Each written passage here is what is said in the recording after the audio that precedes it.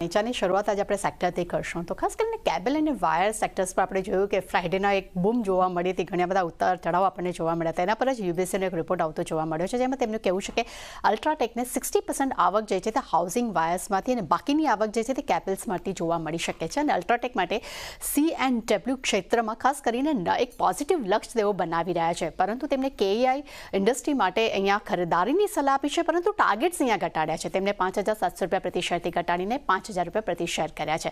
પોલીકેપ માટે પણ તેઓ બાય રેટિંગ્સ આપી રહ્યા છે. અહીંયા તેમને લક્ષ્યાંક ઘટાડી દીધા છે, ₹9,000 પ્રતિ શેરથી ઘટાડીને ₹7,700 પ્રતિ શેર કર્યા છે. ત્યાં CLSA તરફથી અલ્ટ્રાટેક સિમેન્ટનો એક રિપોર્ટ આવતો જોવા મળ્યો છે. અહીંયા તેમને આઉટ પરફોર્મ રેટિંગ આપ્યા છે. લક્ષ્યાંક તેમને ₹12,700 પ્રતિ શેર કર્યા છે. તેમનું માનવું છે કે કેબલ અને વાયર ડાયવર્સિફિકેશનની એક ચિંતા જે છે અહીંયા ઓછી જોવા મળે છે, પરંતુ સામે માંગ વધવાથી ને કિંમતમાં એક રિકવરીનો સપોર્ટ જે છે તે આ કંપનીને જોવા મળી શકે છે. અને એટલું જ અહીંયા ઇન્ડસ્ટ્રીમાં સૌથી વધુ ક્ષમતા ધરાવનારી એક કંપની છે તેઓ તે બની શકે છે. એટલું જ નહીં, કંપનીની ક્ષમતા સાથે માર્કેટ શેર્સમાં એક ગ્રોથ જોવા મળી શકે છે. એટલે કે ઓવરઓલ CLSA માટે પોઝિટિવ રિપોર્ટ્સ અહીંયા આપણને અલ્ટ્રાટેક માટે જોવા મળી રહ્યો છે. CTI પણ અલ્ટ્રાટેક સિમેન્ટ માટે ખરીદારીની સલાહ આપી છે. તેમનું કહેવું છે કે ભારતમાં સૌથી વધુ ઝડપથી ગતિ સાથે બિઝનેસ અગર સિમેન્ટ બિઝનેસને વિકાસ કરનારી એક પ્રસિદ્ધ કંપની જે છે તે ખાસ કરીને અલ્ટ્રાટેક સિમેન્ટ છે. ત્યાં તેમનું એ પણ કહેવું છે કે ROCE, IRR અને અસેટ સ્ટ્રેન્થ જે છે અહીંયા ઊંચા જોવા મળી રહ્યા છે. અને ખાસ કરીને વાયર્સ પાસેથી લગભગ 60% આવકની તેઓ અપેક્ષા રાખી રહ્યા છે. ત્યાં જ મોર્ગન સ્ટેનલીએ પણ અલ્ટ્રાટેક સિમેન્ટ માટે ઓવરવેટ રેટિંગ આપ્યા છે. લક્ષ્યાંક તેમને ₹13,650 પ્રતિ શેર કર્યા છે. તેમનું માનવું છે કે ગ્રે સિમેન્ટમાં અલ્ટ્રાટેક સિમેન્ટનો મુખ્ય વ્યવસાય છે, પરંતુ સામે બીજી તરફ મેનેજમેન્ટને ખાસ કરીને C&Wથી એકમાત્ર બિલ્ડિંગ પ્રોડક્ટ બિઝનેસ છે તે તેમની સ્ક્રીનની પાસે નજીક જોવા મળી રહ્યો છે. અને અલ્ટ્રાટેક સિમેન્ટ માટે તેમની સ્થિતિ તેઓ ખૂબ જ મજબૂત તેઓ રાખી રહ્યા છે.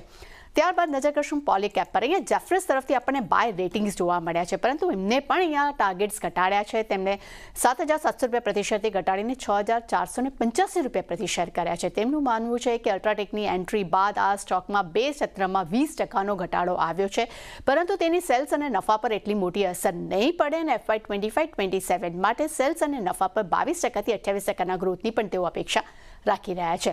ત્યારબાદ નજર કરશું IGL પર. અહીંયા મોર્ગન સ્ટેનલી તરફથી ઓવરવેટ રેટિંગનો રિપોર્ટ આવતો જોવા મળ્યો છે. લક્ષ્યાંક તેમને ₹670 પ્રતિ શેર કર્યા છે. તેમનું માનવું છે કે કન્સો આવક, એપિટા અને નફો જે છે તે વાર્ષિક ધોરણે ત્યાં ગ્રોથ જોવા મળ્યો છે. સ્ટેન્ડ અલોન એપિટા માર્જિનમાં લગભગ 422 બેસિસ પોઈન્ટનો એક ગ્રોથ જોવા મળ્યો છે. અને ખાસ કરીને કંપનીના LGT અને નેચરલ ડાયમંડ્સ વોલ્યુમ ગ્રોથમાં પણ એક સારો 30%થી 14% ગ્રોથ જોવા મળ્યો છે.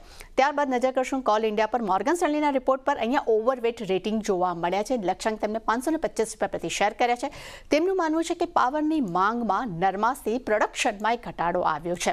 ત્યારબાદ BSE પર ગોલ્ડમેન સચના રિપોર્ટ પર નજર કરીએ. અહીંયા ન્યુટ્રલ રેટિંગ છે. લક્ષ્યાંક તેમને ઘટાડ્યા છે. ₹5,650 પ્રતિ શેરથી ઘટાડીને ₹4,880 પ્રતિ શેર કર્યા છે. તેમને ખાસ કરીને FY 25, 26, 27 અને 28ના EPSના અનુમાન જે છે તે એમને ઘટાડ્યા છે. તેમનું કહેવું છે કે નવા નિયમથી ખાસ કરીને ઇન્ડસ્ટ્રીઝના વોલ્યુમમાં એક ઘટાડો જે છે તે જોવા મળી શકે છે. આ કારણસર BSE માટે એમ કહી શકાય કે આપણને એક નેગેટિવ રિપોર્ટ અહીંયા જોવા મળ્યો છે. છેલ્લે નજર કરી લઈએ વિશાલ મેગા માર્ટ પર. અહીંયા કોટક તરફથી આપણને એડ રેટિંગ સાથે આપણે કવરેજ શરૂ થતું જોવા મળ્યું છે. તેમનું કહેવું છે કે FY 25 અને 28માં CAGR રેવન્યુ ગ્રોથ જે છે તે 17% રહેવાની તેઓ અપેક્ષા રાખી રહ્યા છે. એટલે ખાસ કરીને ચાંદની આજે જેટલા પણ C&W રિલેટેડ જેટલા પણ કાઉન્ટર્સ છે તેના પર આજે ફોકસ રહેશે. કંપનીઓ અને